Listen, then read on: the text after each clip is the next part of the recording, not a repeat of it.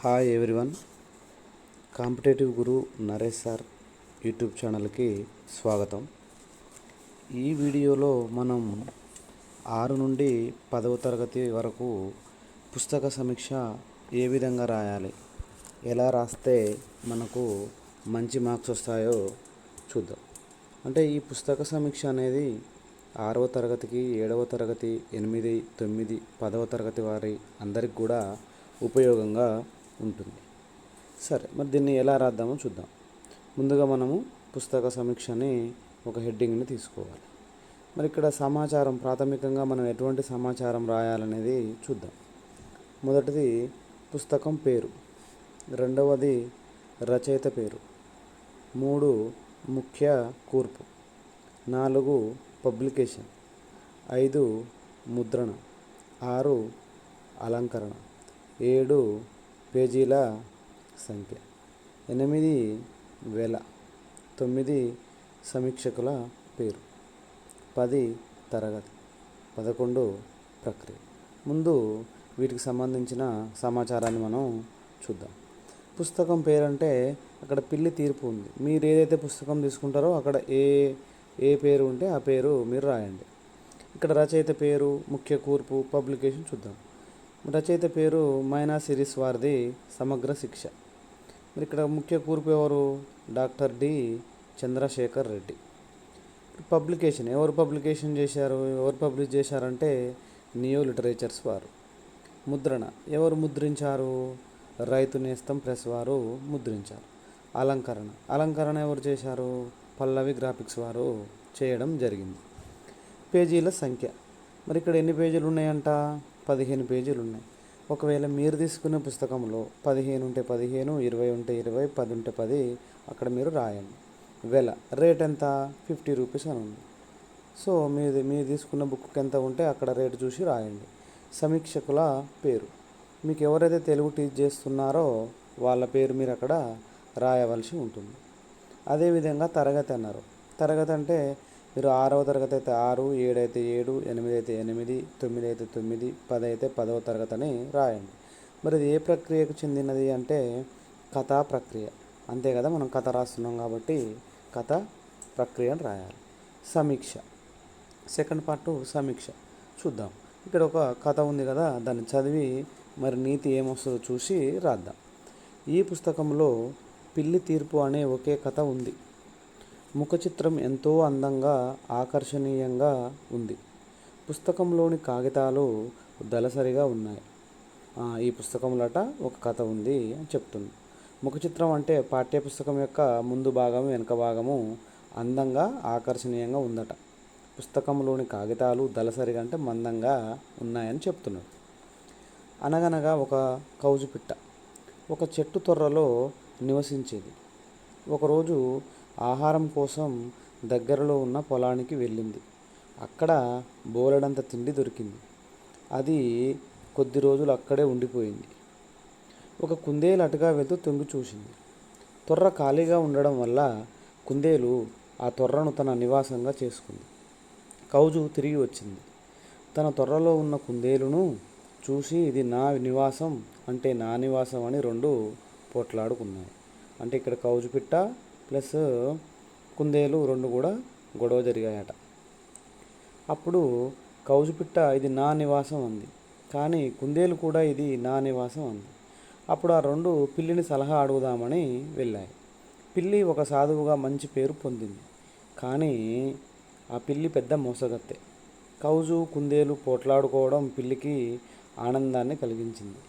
అప్పుడు పిల్లి ఇలా అంది, నేను ముసల్దాన్ని, నాకు సరిగ్గా వినపడదు, దగ్గరగా వచ్చి చెప్పండి అని అంది. సరేనని కౌజు పిట్ట, కుందేలు దగ్గరికి రాగానే పిల్లి వాటి మీదకు దాడి చేసి చంపేసింది. అది స్టోరీ, కథ. మరి ఇక్కడ ఈ కథలో ఉన్నటువంటి నీతి ముగింపు చూద్దాం. ఈ కథ చిన్నదే అయినా నాకు ఇందులో నీతి బాగా నచ్చింది. మన సమస్యను మనమే సామరస్యంగా పరిష్కరించుకోవాలి, ఇతరులను, కొత్త వారిని అంత సులభంగా నమ్మకూడదు అనే నీతిని ఈ కథ నుండి గ్రహించవచ్చు. ఏమంటున్నాడంటే ఈ రెండు గొడవ పెట్టుకొని పిల్లి దగ్గరికి వెళ్ళడం వల్ల పిల్లి వీటిని చంపేసి తినింది. అలా కాకుండా వాళ్ళ సమస్యను వారే ఎటువంటి గొడవ లేకుండా పరిష్కరించుకుంటే అయిపోయేది. కాబట్టి ఏం చెప్తున్నారు ఫైనల్గా అంటే, ఇతరులను వేరే వాళ్ళని కొత్త వారిని సులభంగా నమ్మి మనం వాళ్ళ దగ్గరికి వెళ్ళకూడదు అని గ్రహించవచ్చు అని చెప్తున్నారు. మీరు కూడా ఏ స్టోరీ అయితే రాస్తారో దానికి సంబంధించినటువంటి ముగింపు అక్కడ ఏది ఉందో ఆ నీతిని మనం గ్రహించి ఈ విధంగా రాయాల్సి ఉంటుంది.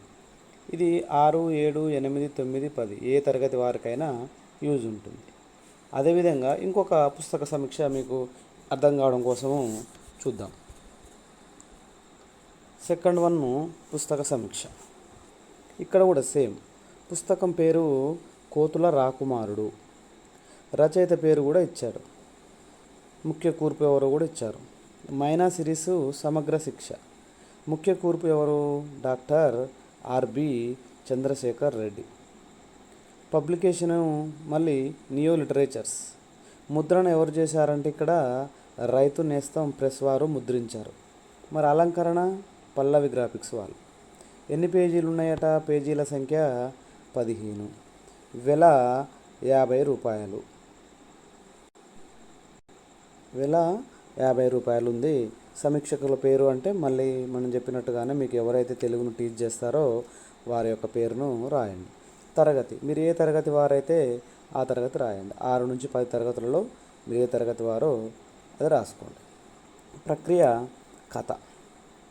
అంతే కదా, మనం ఒక స్టోరీ రాస్తున్నాం కాబట్టి కథ చూద్దాం. ఆ సమీక్ష అది ఎక్కడ ఏముందో చూద్దాం. అనగనగా ఒక కోతుల రాజు చాలా దుర్మార్గుడు. తన సింహాసనం పోకుండా ఉండడానికి తన పిల్లల్ని బతకనిచ్చేవాడు కాదు. అప్పుడే పుట్టిన కొడుకును రక్షించుకోవడానికి అతని రాణుల్లో ఒక ఆమె కొడుకుతో సహా పారిపోయింది. కొంతకాలం గడిచింది. ఒకరోజు ఆమె కొడుకు తండ్రిని కలుసుకుంటానన్నాడు. తల్లి కొడుకుతో, నిన్ను చంపేస్తాడు నాయనా అందామె భయంతో.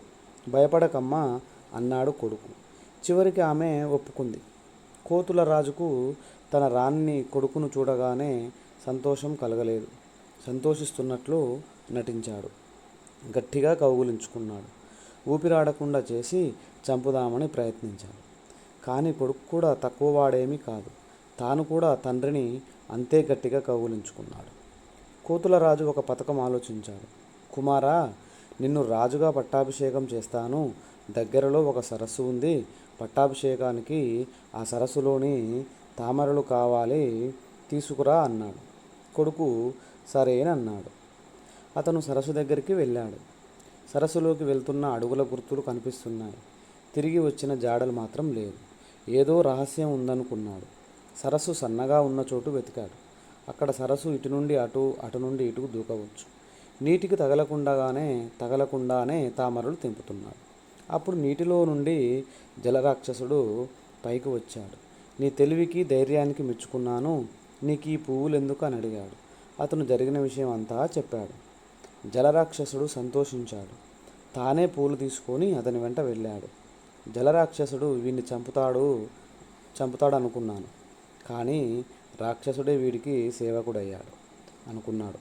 కోతుల రాజు వీళ్ళను చూడగానే గుండె ఆగి చనిపోయాడు భయంతో. కొడుకు రాజయ్యాడు. అందరినీ ధర్మబద్ధంగా పాలించాడు. నీతి, జాగ్రత్తగా ఉంటే అపాయాన్ని తప్పించుకోవచ్చును. ఏ విషయంలోనైనా మనము కొంచెం జాగ్రత్త తీసుకుంటే కష్టాల నుంచి కానీ, అపాయం నుంచి కానీ, ప్రమాదం నుంచి కానీ తప్పించుకోవచ్చని ఈ కథ యొక్క నీతిగా మనము అర్థం చేసుకోవాలి. తర్వాత ఇంకొక పుస్తక సమీక్ష మనము చూద్దాం. ఇక్కడ కూడా పుస్తకం పేరు మెదడు లేని గాడిద. రచయిత పేరు మైనా సిరీస్ వారిది సమగ్ర శిక్ష. ముఖ్య కూర్పు doctor D Chandrasekhar Reddy. Publication ఎవరు పబ్లిష్ చేశారంటే నియో లిటరేచర్స్. ముద్రణ రైతు నేస్తం ప్రెస్ వారు ముద్రించారు. అలంకరణ పల్లవి గ్రాఫిక్స్ వారు అలంకరణ చేశారు. పేజీల సంఖ్య 15 ఉంది. ఎన్ని పేజీలు ఉంటే మీరు అన్ని పేజీలు రాసుకోవచ్చు. మళ్ళీ అదేవిధంగా వెల 50 రూపాయలు. ఒకవేళ మీ దగ్గర ఉన్న పుస్తకం ఎంత రేటు ఉంటే అంత రేటు రాసుకోవచ్చు. సేమ్ ఇది ఒకటే కాదు, మిగతావన్నీ కూడా పుస్తకం పేరు కూడా ఏది ఉంటే అది, రచయిత పేరు కూడా అక్కడ వేరు ఉంటుంది కాబట్టి వేరేది, ముఖ్య కూర్పు కూడా ఎవరుంటే వాళ్ళది, పబ్లికేషన్ ఎవరుంటే వారిది, ముద్రణ ఎవరిది ఉంటే వారిది. ఇక్కడ సమీక్షకుల పేరు ఇచ్చిండు. అంటే మీకు ఎవరైతే తెలుగు బోధిస్తున్నారో వాళ్ళ పేరు మీరు రాసుకోవాలి. తరగతి, మీరు ఏ తరగతి వాళ్ళైతే వాళ్ళ తరగతి పేరు రాసుకోరు. 6, 7, 8, 9, 10 ఇది అందరికీ ఉపయోగపడుతుంది కాబట్టి మీరు రాసుకోవచ్చు. ప్రక్రియ, మరి ఇది ఏ ప్రక్రియ?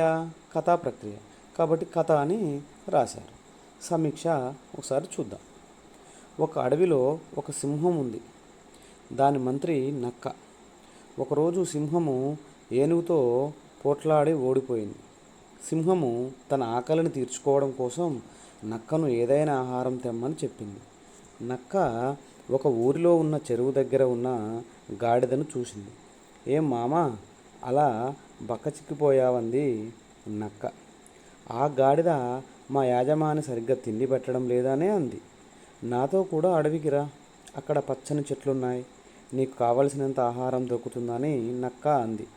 దానికి ఆ గాడిద అయ్యో, అక్కడ క్రూరమృగాలుంటాయి అని అంది. క్రూరమృగాలు ఏమీ లేవు, నీకోసం 3 ఆడగాడిదలు ఎదురు చూస్తున్నాయి అని నక్క అంది. గాడిద ఆశపడి నక్కతో వెళ్ళింది. అక్కడ సింహము దానిపై దాడి చేసింది. గురి తప్పింది. అది భయపడి పారిపోయింది. మళ్ళీ దానిని తీసుకురా అని నక్కతో సింహం చెప్పింది. నక్క ఎలాగోలా తీసుకొస్తాను అంది. నక్క మళ్ళీ గాడిద దగ్గరికి వెళ్ళి, ఏంటి మామా వచ్చేసావు, నీకోసం ఒక ఆడగాడిద ఉపవాసం చేస్తుంది అని అంది. గాడిద మళ్ళీ మోసపోయింది. ఈసారి గురి తప్పలేదు. సింహం గాడిదను చంపేసింది. నేను స్నానం చేసి వచ్చి దాని మాంసాన్ని తింటానని సింహం అంది. అంతలో నక్క గాడిద మెదడును తినేసింది. సింహము నా ఆహారాన్ని తింటావా అని కోపంతో నక్కను అరిచింది. దానికి నక్క గాడిదకు మెదడు లేదు అంది. దాంతో సింహము సరే అంది. ముగింపు.